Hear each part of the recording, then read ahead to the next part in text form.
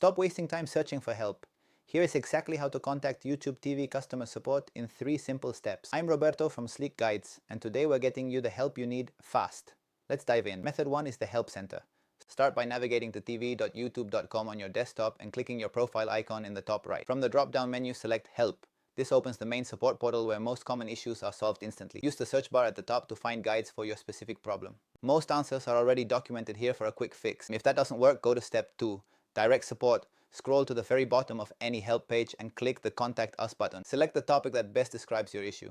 This ensures you're routed to the correct specialist who can actually solve it. You'll see an option to start a live chat, and this is usually the fastest route, with agents typically responding in under 2 minutes. Prefer to talk?